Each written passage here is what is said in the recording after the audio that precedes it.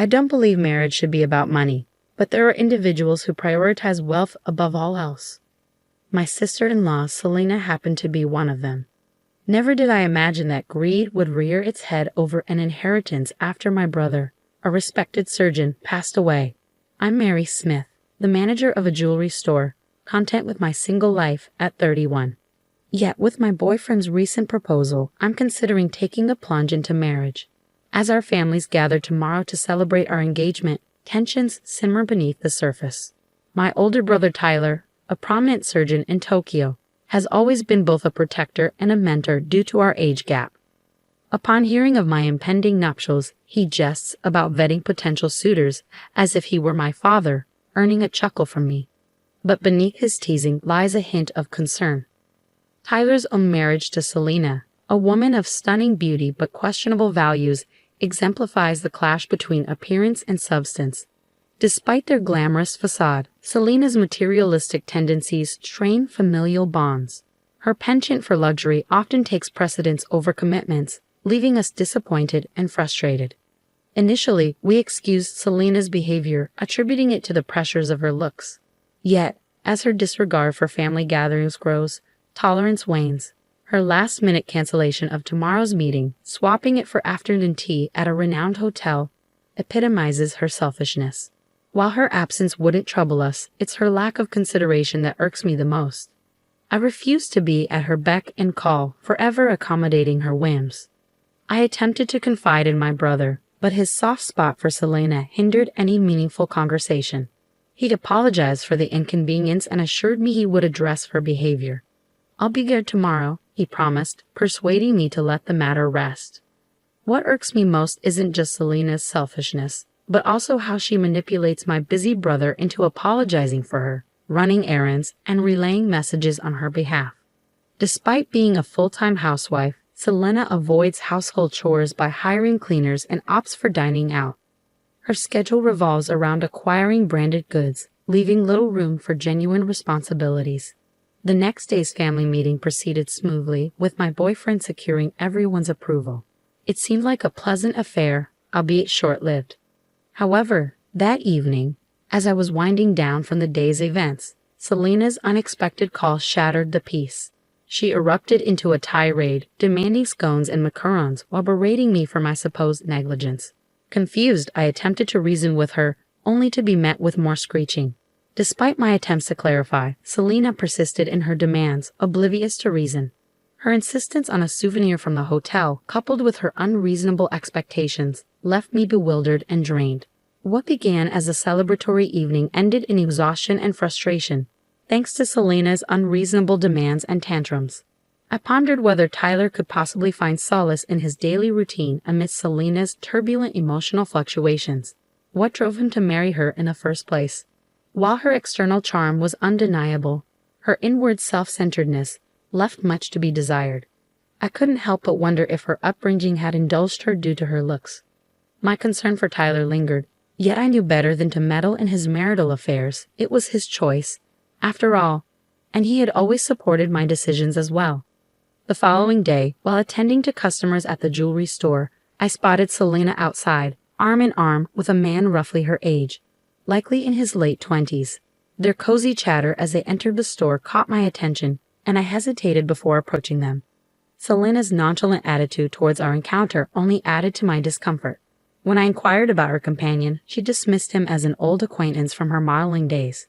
Still, the sight of them together, especially considering her marital status, left me puzzled and uneasy.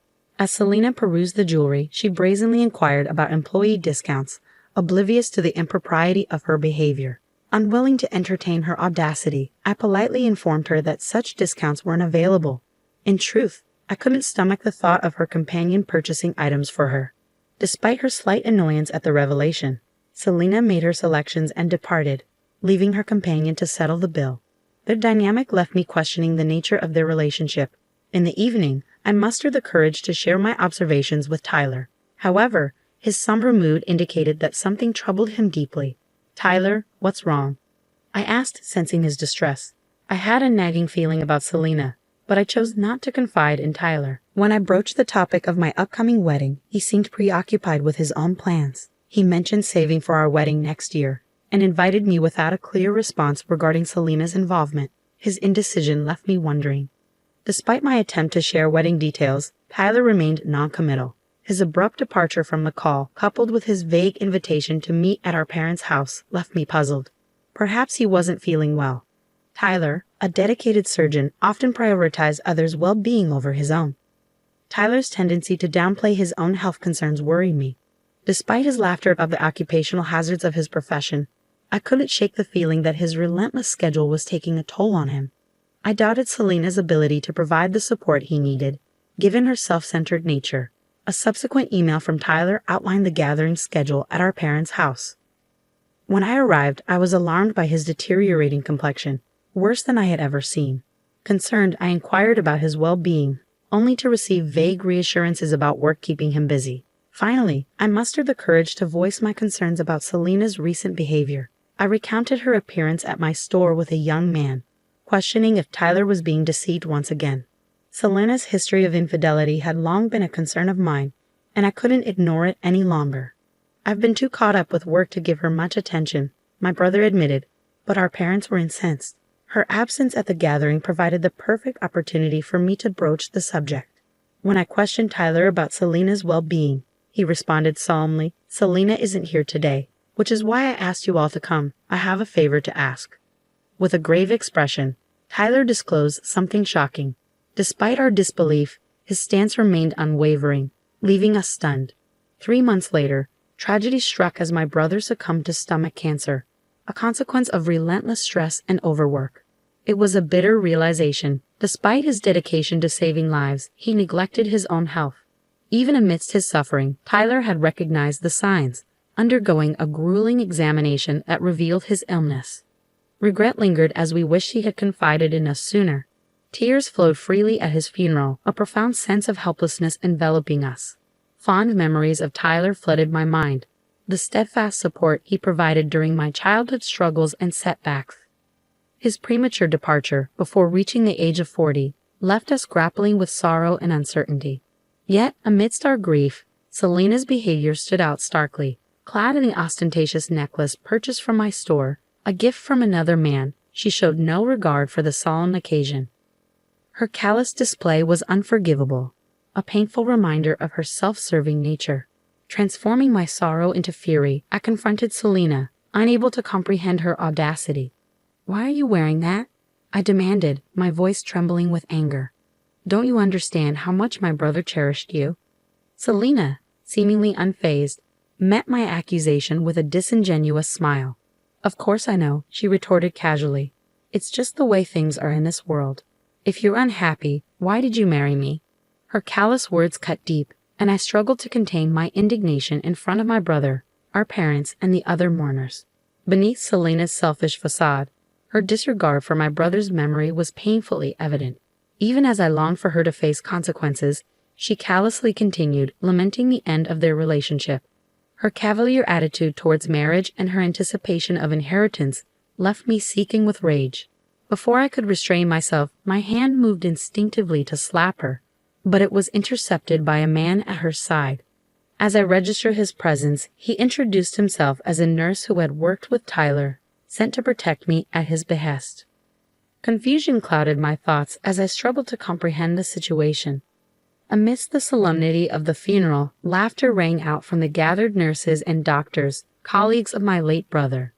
Despite my anguish, their camaraderie provided a fleeting sense of comfort amidst the turmoil. I turned to the man who intervened during the nurses' laughter, seeking clarity amidst the confusion. His response was blunt. "Did the doctor leave any inheritance behind? Your family should know." His words struck a chord. I knew the truth all too well. My brother hadn't left a single yen of his inheritance. Yet Selena, unaware of this fact, spiraled into hysteria. Accusations flew as she accused us of plotting to deceive her and seize the money for ourselves. With fervor, she awaited the revelation of Tyler's wealth, confident in her impending windfall. As Selena's tirade reached a fever pitch, the nurse's amusement turned to outright hysteria. Sensing the need to intervene, my father stepped forward, his voice calm yet firm. "Do you truly not know?" he inquired. Impatient for answers, Selena demanded an explanation. Reluctantly, I obliged, revealing my brother's financial arrangements made during his lifetime. He had generously set aside 10 million yen for my wedding fund, among other gifts. As the truth sunk in, Selena's complexion shifted from blue to white. My brother, though revered for his expertise, had a penchant for extravagant spending to alleviate stress. Lavish parties, exclusive dinners, and luxury accommodations drained his resources, all in a bid to find solace amidst his demanding career and familial obligations. Despite his generosity and desire to share these experiences with Selena, she remained conspicuously absent during his trials and triumphs. It wasn't Selena by his side during difficult moments. It was his colleagues and friends, the very individuals now gathered to bid him farewell. The nurses, their laughter subsided, shared heartfelt memories of my brother's kindness and generosity. Despite his demanding schedule, he made time to care for them, inviting them to parties that left a lasting impression. Their admiration for him only deepened, inspiring them to work harder in their own endeavors. As they spoke, I learned of my brother's final act of benevolence. He had donated the remainder of his estate to the hospital. Representatives from the General Hospital, grateful for his contribution, bid him farewell. Their yearly struggles with research funding would be alleviated, ensuring better medical care for the future. Witnessing the extent of my brother's compassion toward others, I couldn't help but feel a pang of disappointment towards Selena. While he had touched so many lives, she, who should have been closest to him, exhibited selfishness and greed. Months later, Selena contacted me, her tone demanding as she sought to secure her inheritance. However, her careless handling of the estate revealed a shocking truth. Despite my brother's substantial earnings, his assets had been depleted. In her pursuit of the mansion and other assets, Selena had overlooked Tyler's debts, leaving her with a fraction of what she had anticipated. Her plea for assistance fell on deaf ears, as I reminded her that our familial ties had dissolved with Tyler's passing. Her actions spoke volumes. Despite claiming to care for my brother, her true motives had been laid bare. "I'll help you out of trouble. But how can you expect that after being so selfish until now?"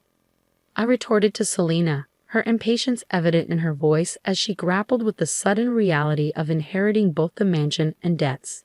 "Inheritance includes liabilities," I reminded her coldly, informing her that renouncing the inheritance was an option within 3 months of being informed. Suggesting she sell the luxury items she had collected only elicited tears and pleas for forgiveness from Selena. But I couldn't bring myself to console her.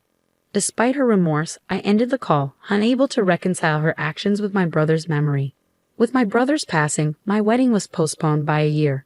My husband and in-laws, noticing my lingering depression, offered understanding and support.